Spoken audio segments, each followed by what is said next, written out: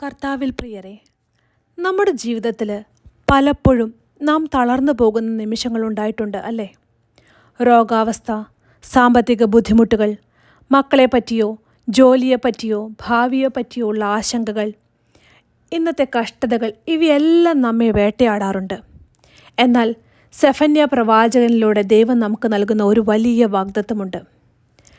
നിന്റെ ദൈവമായ യഹോവ രക്ഷിക്കുന്ന വീരനായി നിന്റെ മധ്യേ ഇരിക്കുന്നു, അവൻ നിന്നിൽ അത്യന്തം സന്തോഷിക്കുന്നുവെന്ന് സെഫന്യാവ് 3:17 ദൈവമായ യഹോവ നമ്മോട് അരുളി ചെയ്യുന്നു.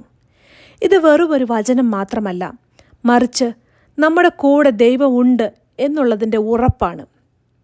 നമ്മുടെ ദൈവമായ യഹോവ രക്ഷിക്കുന്ന വീരനായി. അതെ, അവൻ വെറും ഒരു കാഴ്ചക്കാരനായല്ല, മറിച്ച് നമ്മെ രക്ഷിക്കുന്ന വീരനായാണ് നമ്മുടെ ജീവിതത്തിൽ പ്രവർത്തിക്കുന്നത്. പാപത്തിൻ്റെ പ്രലോഭനങ്ങളിൽ നിന്നും മാനസിക തകർച്ചയിൽ നിന്നും അവൻ നമ്മെ വിടുവിക്കും. നാം തോറ്റുപോയി എന്ന് കരുതുന്നിടത്ത് അവൻ നമുക്ക് വിജയം നൽകുന്നു.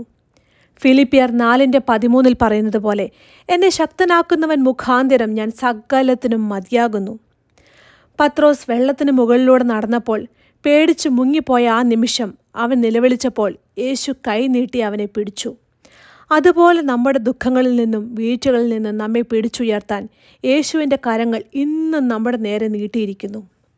യഹോവ രക്ഷിക്കുന്ന വീരനായി നമ്മുടെ മധ്യേ വസിക്കുന്നു എന്നാണ് ഈ വചനത്തിൽ പറയുന്നത്.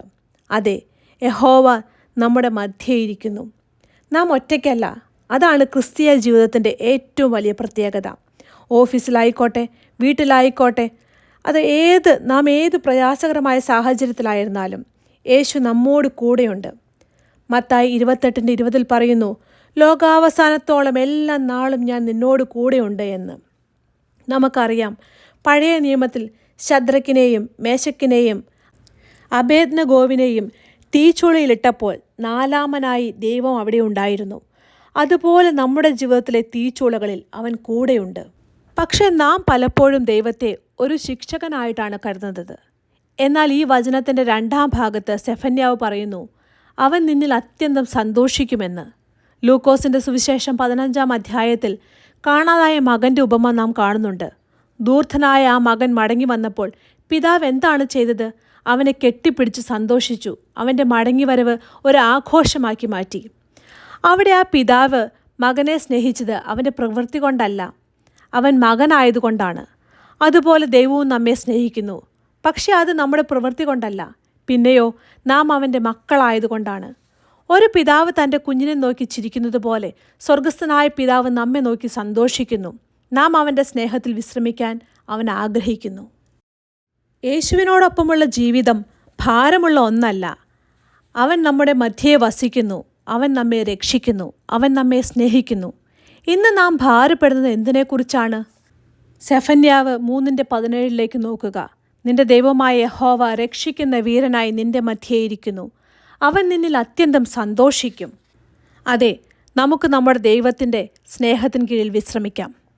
ഒരു നിമിഷം നമുക്ക് നമ്മുടെ കണ്ണുകളെ അടയ്ക്കാം, തലകളെ വണങ്ങാം. സ്വർഗസ്ഥനായ ഞങ്ങളുടെ പിതാവേ, അവിടുന്ന് നൽകിയ ഈ വചനത്തിനായി ഞങ്ങൾ നന്ദി പറയുന്നു. അങ്ങ് ഞങ്ങളുടെ മധ്യേ ഉണ്ടെന്നുള്ളത് ഞങ്ങൾക്ക് വലിയ ആശ്വാസമാണ്.